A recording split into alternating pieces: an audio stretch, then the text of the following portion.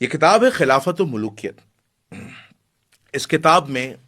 جو سب سے بڑا جرم تھا مولانا مودودی کا، جس کی وجہ سے اہل سنت ان کے خلاف گئے، وہ جرم یہ تھا کہ مولانا مودودی نے اس کتاب میں حضرت عثمان ابن عفان رضی اللہ تعالیٰ کی خلافت پر تنقید کی، اور یہ تنقید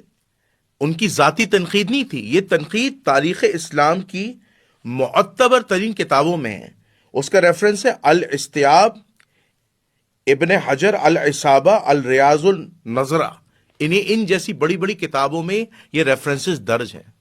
وہ پہلی تنقید کیا تھی حضرت عثمان کی خلافت پر کہ حضرت عثمان ابن عفان نے اپنے دور کے اندر مروان بن حکم کو جو ہے وہ اپوائنٹ کیا مدینہ کا حاکم۔ یہ سب سے بڑا ایک سمجھ لے سیاہ کارنامہ تھا حضرت عثمان ابن عفان کے دور میں۔ اور مروان بن حکم جو ہے، جس کو رسول اللہ صلی اللہ علیہ وآلہ وسلم نے مدینے سے نکال دیا تھا، مروان کو اور اس کے باپ کو حکم بن عاص کو، لیکن حضرت عثمان ابن عفان رضی اللہ تعالیٰ نے اپنی ذاتی رشتہ داری کے بحاف پر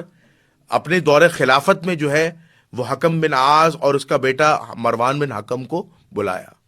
اور مروان بن حکم کو مدینے کا گورنر بنایا، اپنا داماد بنایا۔ لیکن افسوس کہ مروان بن حکم نے حضرت عثمان ابن عفان رضی اللہ تعالیٰ کی رشتہ داری کا ناجائز فائدہ اٹھاتے ہوئے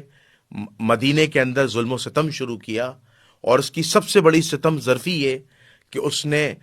اہل البیت کا جو خزانہ تھا، جو اہل البیت کا جو سمجھ لیں سب سے معتبر چیز تھی، یعنی رسول اللہ کی جو سب سے معتبر اور عظیم چیز تھی باغ فتح، اس پہ قبضہ کر لیا، اور حضرت عثمان ابن عفان رضی اللہ تعالیٰ نے مروان کے ہینڈ اوور کر دیا باغ فتح۔